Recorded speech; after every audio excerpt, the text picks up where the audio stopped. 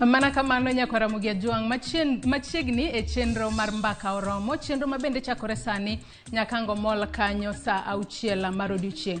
Nyako Ramogi Juang kaka pile e chenro mar mbaka oromo wakuongo kod chal mar fwambo. Chal mar fwambo gin weche mabende waluonu machiegni kata moko kuom weche mabende timore odiochieng' makawuono, weche mabende ibiro yudo kuku kaachiel kod tiendgi e weche manyien duto mag odiochieng' makawuono. Nyako Ramogi Juang ka wachako kod weche matimore chal mar fwambo odiochieng' makawuono kata okinyi makawuono, wachako kod weche go mag mor, weche mabende oting'o malo nying piny Kenya. Mago weche mabende otudore kod ng'we ma piny ngima mabende dhi nyime e bomano mar Oregon, mano e pinyno mar Amerika. Nyako Ramogi Juang Faith Kipiego noloyo ne piny Kenya midila mokwongo, mano mar mula.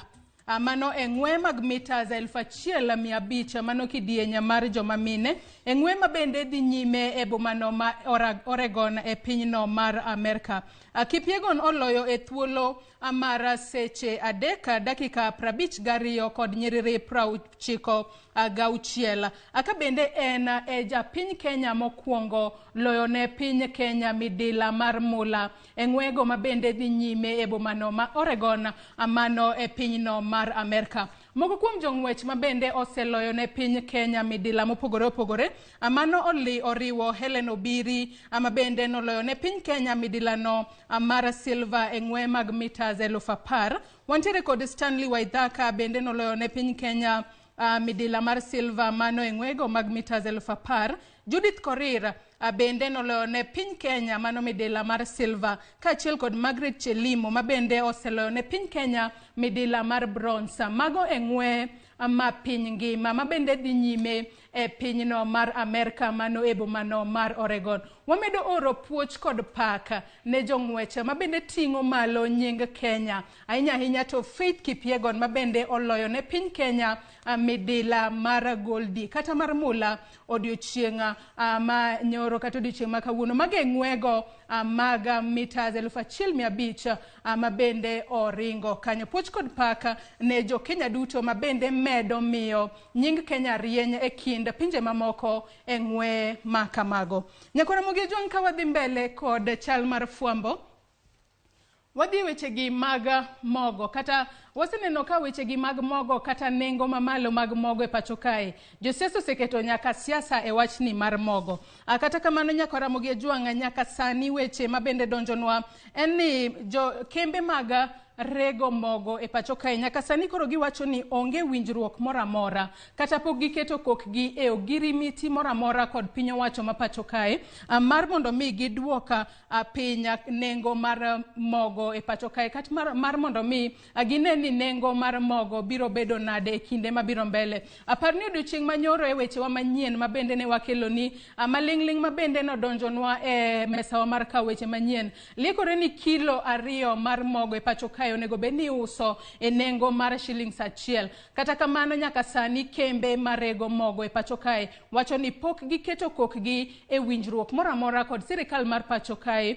kotudore kod nengo manyien mag mogo e pacho kae. Kata kamano jopiny podi nyalo mana medo bedo kod geno ni kod duok piny nengo mar mogo e pacho kae to ngima nyalo fuong'ore matin. Kata kamano Nyako Ramogi Juang ka wadhi mbele kod chal mar fwambo, wadhi wechego kapok wadhi wechego mag Azimio la Umoja. Nyako Ramogi Juang odiochieng' makawuono tarik 19 mano dwe mar 7 higani mar 2022 ikruok dhi koni kod kocha ewi wach kata ewi debate ewi dayo dho jogo mabende gin jolup jogo malaro kom tenda piny Kenya, mano kata deputy presidential debate mabende biro timore odiochieng' makawuono. Ka bende nitiere jolup jogo ma olap dhogi ndong' ne komno mar tenda piny Kenya, mano moting'o jalup Raila Odinga Martha Karua, wantiere kod jalup William Ruto Rigathi Gachagua, jalup Wajakoya mano Justina Wamoe kaachiel kod jalup Wahiga Mwaure mano Ruth Mutua mabende igeno ni biro chopo e twak makamano ka ikruoge makoni kod kocha iketo piny e yo makare mar neno ni chenro no mar dayo dho jogo mabende gombo bedo jolup jotend piny Kenya e pacho kae otim e yo makare. Wach makamano kata chenro no mar dayo dho jolup go biro chakore odiochieng' ma kawuono kar sa 11 ma midhiambo kendo biro dhi nyime nyaka sa 3 mar otieno. Weche mabende wabiro luonu machiegni kendo biro yudogi achiel kachiel e mesawa mar ka weche manyien kata wabiro keloni achiel kachiel e tipo mari mihero mar Ramogi TV. Akawawere kod weche makamago wadhi e weche mag siasa. Wang'eyo ni Azimio la Umoja kawuono tero campaigns margi kanye. Nyakora Ramogi juanga campaign mar Azimio la Umoja kawuono biro bedo e county ma Nakuru. E county ma Nakuru gibiro limo gwenge kaka Langalanga, Gilgil Town, Naivasha, Maimayu kachiel kod Longonot. Kalure ni sani odong' mana ndalo 20 kende to jo Kenya dhi e debe. Jo siasa wuok oko mar timo dwar mar ombulu. Giwuotho e kor gwenge ma pacho kae ka gimanyo ombulu. Mane miyo kweth mar Azimio la Umoja kotelnegi kod ogai margi mano Raila Odinga kawuono tero campaigns magi e county ma Nakuru. Kopogore kod mano, we wang'ane ni to jo Kenya kwanza kawuono to tero campaigns margi kanyangi sino dong' mana ndalo 20 kende. Jo siasa nyaka tima teka mar neno ni giseto ombulu e konde duto mapacho kae. Campaign mara Kenya kwanza odiochieng' ma kawuono biro dhi e county ma Machakos kachiel koda Kitui. Ka odiochieng' ma kawuono kango chopo kanyo sa 3 mar okinyi gibiro dhi Kisasi Market kata e chiro ma Kisasi mayudore e kar chung' od bura ma Kitui Rural kaeto gibiro dhi Kinyai mayudore kar chung' od bura ma Kitui East. Campaigns margi bende biro dhi e chiro ma Tulai e kar chung' od bura ma Kitui West kaeto kwango chopo kanyo kar sa 6 mar odiochieng' gibiro tero campaigns margi Katulani mano e kar chung' od bura ma Kitui Central. Bende gibiro limo kar chung' od bura ma Masinga kama gibiro bedo kanyo Masinga Town. Gibiro dhi e kar chung' od bura ma Yata ma bende gibiro bedo Matu Town ka bende campaigns makamago biro chopo nyaka e kar chung' od bura ma Machakos.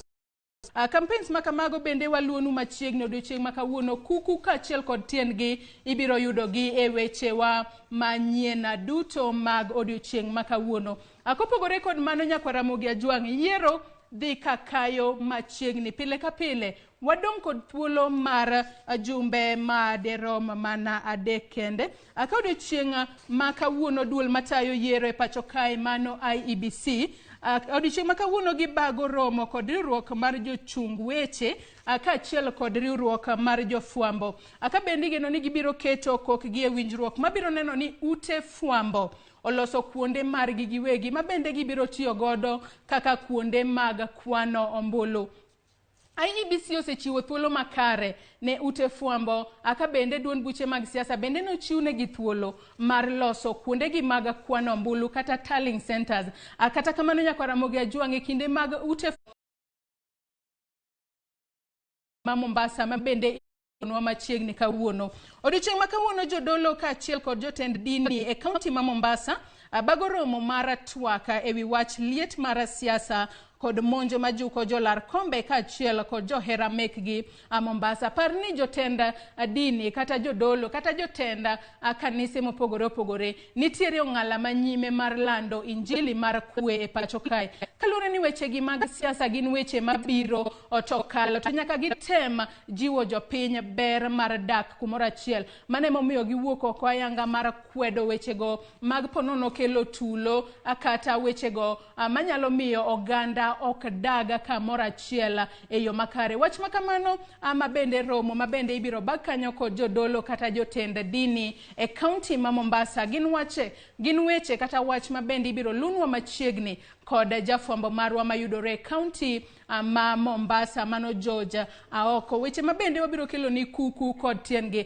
Parni wachno ma bende yande otimore e county ma Mombasa kono kama nitiere monj mano juko jolar kombe mopogore opogore. En wach ma ok ber, en wach mabugo chuny kendo en wach monego kwed ahinya. Mane momiyo jodolo owuok oko mar lando injili mar kwe e pacho kae. Akawa wuoka kadhowath nam chumbi wadhi nyaka e county ma Mombasa. Wadhi nyaka e county ma Migori o county ma Mombasa. E kaunti ma Migori nyako Ramogi Ajwanga odiochieng' ma kawuono mana kaka seng'isi ni josiasa sani nitiere dwar. Giwuotho e kor gwenge ma pacho kae ka gitimo campaigns magi, gitimo rallies magi. Odiochieng' ma kawuono jalara kom od bura ma Migori kaka jachung' kar kende kata kaka independent candidate Manozilpa Odline kachiel kod jalar kom od bura ma Awendo kaka independent candidate kata achung' kar kenda Dr. Isaac Oluoch. Odiochieng' ma kawuono gibiro dhi e kisera margi mar ombulu Manorongo kachiel kod North Sakwa duto mayudore e sub county ma Awendo e county ma Migori. Anyisi ni sani josiasa wuok oko, odong' ndalo 20 kende, giduto nyaka giwuog oko mar laro kombe kata mar temo lombo jopiny mar mondo mi oyiergi e yiero maduong' ma higani. Kata kamano kaka japiny ka jasiasa obiro kama intiere, chika iti iwinj manifesto ma intiere godo. Ka gin manifestos ma bende ineno ni biro kelo ni lokruok e yor dongruok, tinyalo yiero jatelo makamano. Ka en jatelo ma iwinjo no konyal kelo ni lokruok moramora, to bende iwinja gik mowacho, to kangi wuok kanyo idok odi ibedo mos mar mondo mi siasa ka achiel kod campaigns otimre e pacho kae e yo makwe maonge tulo kata koko moramora. Warwak josiasa duto machopo e gwengewa mar mondo mi giusnwa kisera mar ombulu. Kata kamano par ni ombulu kata yiero jatelo midwaro ni e lweti in kaka japiny. Chenro mabende biro timore kanyo e chieng' mabende wadhie debe mano tarik 9 dwe mar 8 higani. Ka wawuok e county ma Migori, wang'e ni to county ma Kisumu ang'o matimore kawuono. Nyako Ramogi Ajwanga odiochieng' ma kawuono e county ma Kisumu. Commissioner mochung'ne ute twech e pacho kae mano Brigadier retired John Kebosa Warioba odiochieng' ma kawuono biro limo od twech ma Kibosa mayudore e county ma Kisumu. Ibiro tene kanyo kod CAS kod jagoro mongirore mano e wechego mabende otudore kod ute mag twech e pacho kae.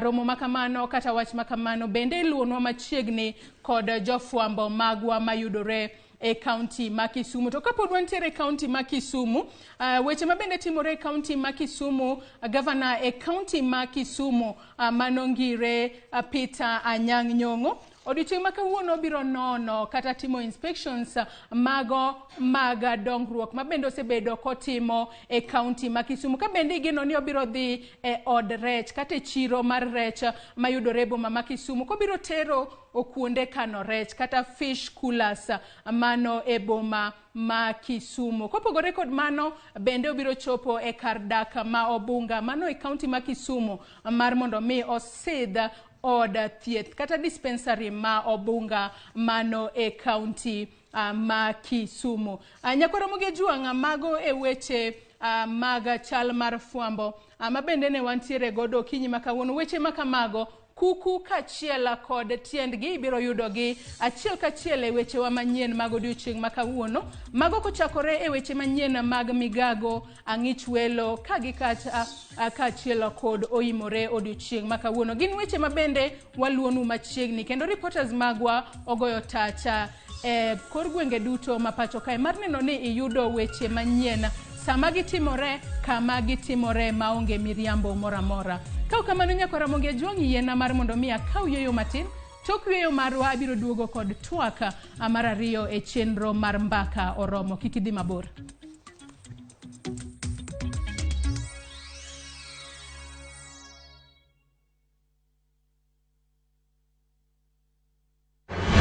Judith Omondi, Kani Nairobi, ma Ramogi TV.